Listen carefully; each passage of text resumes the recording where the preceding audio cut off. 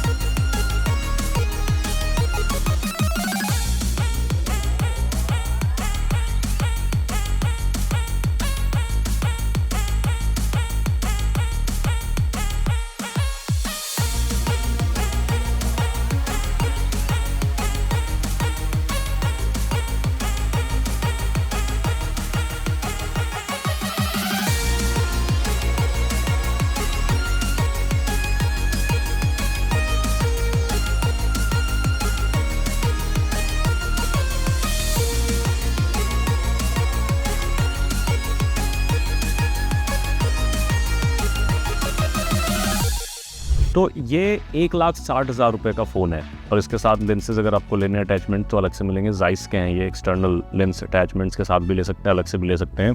मैं पूरा आपको एक ऑनेस्ट फीडबैक देने वाला हूँ कि वीवो का जो 1,60,000 रुपये वाला फ़ोन है, जिसकी इतनी हाइप है कि X300 अल्ट्रा, कई लोग इसको DSLR का भी विकल्प बता रहे हैं, but I don't think so कि ये DSLR का कोई विकल्प बन सकता है। बट द थिंग इज़ कि ये एक ऐसा फ़ोन है, लाइक स्टार ट्रेल कैप्चर करने में मुझे 3 घंटे का समय लगा था। 3 घंटे के बाद मुझे एक ऐसी फ़ोटो मिली जिसको देख करके मैं क्या, जितने सारे लोग हैं जिनको देखा वो हैरान रह गए कि अच्छा कोई फ़ोन भी ऐसी फ़ोटोज़ क्लिक कर सकता है।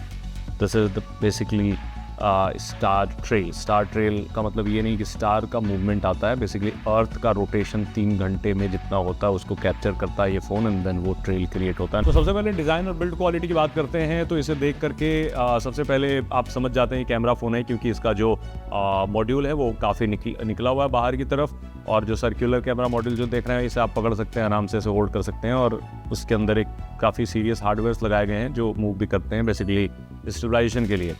सो मैट फिनिश का है ये। अब आपको फिंगरप्रिंट स्मजेस नहीं लगते तो उतना गंदा फील नहीं होता है। पूरा का पूरा फ्रेम जो है वो मेटल का है, काफ़ी सॉलिड लगता है, बट जितना आपको लग रहा होगा उतना हैवी नहीं है, मतलब फ़ोन उतना ज़्यादा भारी नहीं है, लेकिन अटैचमेंट्स यूज़ करने के बाद भारी हो जाता है। इसी वजह से कंपनी ने काफ़ी पतला बनाने की कोशिश करी इसे, एंड देन आप कवर लगा लेते हैं तो काफ़ी अच्छा ग्रिप भी हो जाता है। बात कर लें IP68 IP69 रेटिंग की, इसका मतलब यह है कि ये आपका वाटर एंड डस्ट प्रूफ भी है। डिस्प्ले की बात कर लें तो 6.82 इंच की डिस्प्ले है LTPO 2K रेजोल्यूशन के साथ, और यूज़ करने में काफ़ी अच्छा लगता है, कोई परेशानी वाली बात नहीं है। 144 हर्ट्ज रिफ्रेश रेट आपको इसमें मिलती है, एंड ऑनेस्टली जो डिस्प्ले है वो पूरी की पूरी फ्लैगशिप लेवल है। कलर्स काफ़ी वाइब्रेंट हैं, लेकिन ओवर सैचुरेटेड नहीं है, जो कई सारे फ़ोन्स में दिक्कत है। HDR कंटेंट की बात कर लें तो देखने में भी काफ़ी मज़ा आता है, तो उसमें कोई इशू नहीं है। ब्राइटनेस काफ़ी स्ट्रॉन्ग है।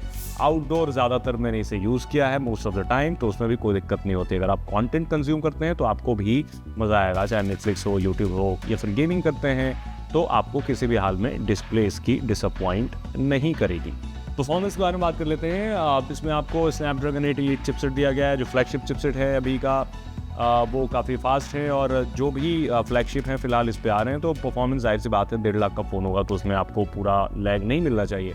चाहे BGMI हो या फिर कॉर्डम हो, को भी मल्टीटास्किंग कर रहे हैं, हेवी मल्टीटास्किंग, या फिर 4K वीडियोस देख रहे हैं, तो उसमें कोई परेशानी नहीं है, फ़ोन स्ट्रगल नहीं करता। 16 GB रैम की वजह से मल्टीटास्किंग भी काफ़ी कंपैरेटिवली दूसरे फ़ोन के इसमें स्मूथ मिलती है, और ऐप्स जो है वो काफ़ी इंस्टेंट ओपन होते हैं, स्विचिंग भी काफ़ी आसान है। सबसे बड़ी बात है कि ओवर हीट वाली प्रॉब्लम नहीं है। लगातार 3-3, 4-4 घंटे से मैंने फ़ोटोज़ और वीडियोज़ क्लिक करे हैं, बट ऑनेस्टली कोई मुझे ओवर हीटिंग की प्रॉब्लम नहीं महसूस होती है, तो ये इसका काफ़ी किलर फीचर लगता है। मतलब मैं एक्सपेक्ट कर रहा था कि 3 घंटे से जब मैं स्टार ट्रेल्स को कैप्चर करूँगा तो फ़ोन काफ़ी गर्म हो चुका होगा, बट नो, फ़ोन गर्म नहीं होता। सॉफ्टवेयर पे आते हैं। सॉफ्टवेयर आप इसमें एंड्रॉयड 16 बेस्ड ओरिजिन ओएस मिलता है, जो कंपनी का लेटेस्ट ओरिजिन पे शिफ्ट हो गए ये पिछले कुछ समय से। लेकिन एक प्रॉब्लम है जो इग्नोर नहीं की जा सकती है, यूआई थोड़ा सा वो चाइनीज़ यूआई वाली फील आती है, ज़्यादा स्टॉक होना चाहिए था। कुछ प्री इंस्टॉल ऐप्स हैं इसमें जो मिलते हैं, वो नहीं होते तो ज़्यादा अच्छी बात होती। बट गुड पार्ट, वीवो अब आपको लॉन्ग टर्म अपडेट दे रहा है। 5 साल तक का मेजर अपडेट, एंड्रॉयड अपडेट मिलेगा, एंड देन 7 साल तक की सिक्योरिटी अपडेट। स्टिल 7 ईयर्स का नहीं है जो सैमसंग देता है, बट स्टिल इस हिसाब से तो ठीक है, बट थोड़ा सा और काम करना होगा कंपनी को। अब आते हैं बैटरी पे। बैटरी इस फ़ोन का one of the strongest points मैं मानता हूँ। 6600 mAh की इसमें बैटरी दी गई है। रियल लाइफ में ये पूरे दिन की बैकअप आराम से फ़ोन ये आराम से दे देता है। मतलब मैंने पूरे दिन वीडियो एंड ऑडियो रिकॉर्ड करने से लेकर के फ़ोटोज़ वगैरह क्लिक करी, फिर भी कोई परेशानी नहीं हुई, पूरे दिन आराम से चल गया। टिपिकल यूजेज में बात कर लें, कैमरा, कॉल्स, यूट्यूब एंड थोड़ी बहुत गेमिंग। मॉडरेट यूज़ में एक दिन नहीं बट आपको 1.5 दिन का बैकअप मिल जाएगा इनफैक्ट। एंड 100 वॉट की फास्ट चार्जिंग मिलती है, 40 वॉट की आपको इसमें वायरलेस चार्जिंग का सपोर्ट मिल जाता है। तो चार्जिंग इतनी फास्ट है तो ज़्यादा समय तक आपको वेट नहीं करना पड़ेगा। इनफैक्ट 1-1.5 दिन आराम से फ़ोन चलता है विदाउट ओवर हीटिंग, और आप वीडियोस फोटोज़ क्लिक करें तो भी चल जाता है। सो काफ़ी डिसेंट से ऊपर कहेंगे इसकी बैटरी लाइफ। कैमरा पे आते हैं फाइनली। यहाँ आपको 200 मेगापिक्सल का सेंसर मिलता है, 200 मेगापिक्सल, यस 200 मेगापिक्सल का आपको इसमें टेलीफोटो है, 50 मेगापिक्सल का अल्ट्रा वाइड लेंस दिया गया है, और जाइस की ट्यूनिंग है। वीवो और जाइस की पार्टनरशिप काफ़ी पुरानी हो चुकी है। डे लाइट शॉट्स की बात कर लें तो मतलब एक्सेलेंट शॉट, डायनेमिक रेंज काफ़ी स्ट्रॉन्ग, कलर्स हैं काफ़ी बैलेंस्ड हैं, फोटोज़ नेचुरल लगती हैं, ओवर प्रोसेसिंग नहीं है जितना होता आया है, बट इसमें नहीं है थैंकफुली। पोर्ट्रेट्स की बात कर लें तो वीवो की स्ट्रेंथ है ये, बिल्कुल एज डिटेक्शन काफ़ी शार्प है, स्किन टोन्स रियलिस्टिक लगती हैं पर उतनी नहीं, मतलब पॉलिश तो एक लगता है। लो लाइट इम्प्रेसिव है, कम रोशनी में अच्छी फोटोग्राफी कर सकते हैं, डिटेल्स आपकी रिटेन रहती हैं उसमें। बट इससे ज़्यादा इसमें क्या है, इसमें आपको जाइस का अटैचमेंट्स मिलता है, आप खरीद भी सकते हैं अलग से या फिर नहीं भी खरीद सकते हैं, क्योंकि फ़ोन का कैमरा इतना कैपेबल है कि अगर आप जाइस के अटैचमेंट ये दोनों नहीं खरीदे तो भी चल जाएगा। जो दोनों अटैचमेंट्स हैं उसका मैंने काफ़ी यूज़ किया है, लाइक काफ़ी फ़ोटोज़ क्लिक करे हैं एंड देन वीडियोज़ बनाए हैं इससे, मतलब बहुत सारी चीज़ें की हैं। शुरू में आपको जैसे बता रहा था कि स्टार ट्रेल्स हो, इसके बिना भी करा है बेसिकली। तो टेलीफोटो एक्सटेंडर जो है उसको अटैच करने से आपका जो फ़ोन है प्रॉपर जूम कैमरा जैसा बिहेव करने लगेगा। मतलब ये अंदर के लिए नहीं है, रूम में आप इसे यूज़ नहीं कर सकते, बाहर यूज़ करेंगे तो थोड़ा सा ज़्यादा दूर की डिस्टेंस कैप्चर होगी, एंड देन वो आप इसमें इनसेन जूम कर पाएंगे। मतलब कितना ज़्यादा लॉन्ग डिस्टेंस हो, 1-1.5 किलोमीटर शायद इजीली कैप्चर कर लेता है। कंप्रेशन जो काफ़ी नेचुरल है, DSLR जैसा है। बिल्डिंग्स हो, स्ट्रीट शॉट हो, पहाड़ों की शॉट हो, तारों की शॉट हो, तो कितनी भी दूर हो कोई सब्जेक्ट आपकी आंखों से भले ना दिख रहा हो, ब्लड दिख रहा हो, बट इससे काफ़ी क्लैरिटी के साथ आप फोटोज़ क्लिक कर पाएंगे। सबसे अच्छी बात है कि जूम करने के बाद भी इमेज स्टेबल रहती हैं। ऐसा लगता होगा कि गिमिकी फीचर है, but these are not gimmicky features, काफ़ी रियल फीचर है। बट अगेन, आप जब भी टेलीफोटो लेंस को अटैच करें तो आपको स्टैंड यूज़ करना पड़ेगा, अदरवाइज स्टेबल आप फोटोज़ क्लिक नहीं कर पाएंगे। पोर्ट्रेट जो इसके साथ एक छोटा वाला लेंस है, ये जो लेंस है ये टेलीफोटो है 2.3x। ये आप बिल्कुल जो बोके इफेक्ट होता है वो काफ़ी नेचुरल लगता है, बिल्कुल जो ब्लर है, बोके इफेक्ट है वो आर्टिफिशियल नहीं लगता, सब्जेक्ट बिल्कुल पॉप करता है, और एज डिटेक्शन काफ़ी अच्छा है। मतलब वो जो कहते हैं ना, एक DSLR से क्लिक की गई फ़ोटो, वो उस लेवल की फ़ोटोज़ ये अचीव तो कर लेता है, नो डाउट। स्किन टोन्स भी काफ़ी नेचुरल लगता है, और सबसे इम्पॉर्टेंट है कि जो फ़ोटो का एक वाइब है वो इन दोनों लेंसेज से चेंज हो जाती है, जो कि दूसरे फ़ोन के साथ पॉसिबल नहीं है।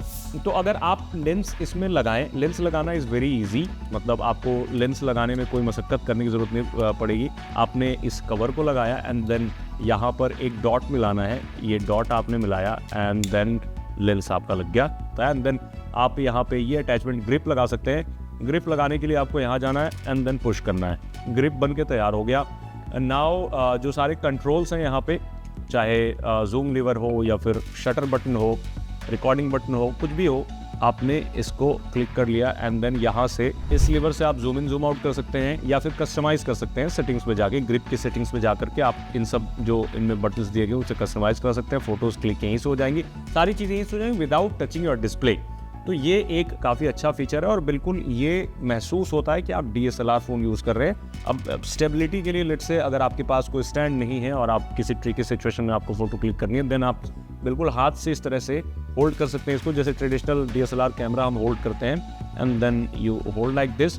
तो जो स्टेबिलिटी है वो नॉर्मल फ़ोन पकड़ने लाइक ऐसे फ़ोन पकड़ने के मुकाबले स्टेबिलिटी इस तरीके से फ़ोन पकड़ने में ज़्यादा आती है, क्योंकि DSLRs को इसी तरीके से डिज़ाइन किया जाता है so that they can click stable photos. तो क्योंकि आप जैसे ही टेलीफोटो एक्सटेंडर लगाते हैं तो स्टेबिलिटी ऐसा लगता है कि बहुत ज़्यादा शेकी फ़ोटोज़ आएंगी, क्योंकि उन्हें फोकस करने में टाइम लगता है। सो या एंड देन बहुत सारे लोग इससे सोचते हैं कि ये मूव करने वाला है एंड देन फोकस सेट करने वाला। नो, ये बस ऐसे ही, इसका कोई यूज़ नहीं है। आप इससे सारी चीज़ें सेट कर सकते हैं। तो और इसको अगर ओपन करना है तो इसके साथ काफ़ी इजी ओपन हो जाएगा। आप इसे भी ओपन कर सकते हैं इफ़ यू वांट। इसे भी आपने निकाल दिया एंड देन यहाँ पे रिंग्स कंपनी ने इस फ़ोन के साथ अलग जब आप लेंगे तो कुछ रिंग्स मिलेंगे, तो आप इसे निकाल करके यहाँ पे रिंग लगा सकते हैं ताकि कैमरा रिंग जो देखने में बेटर लगे, वो एस्थेटिक्स के लिए, अदरवाइज़ कोई ज़्यादा बड़ा उसका यूज़ केस है नहीं।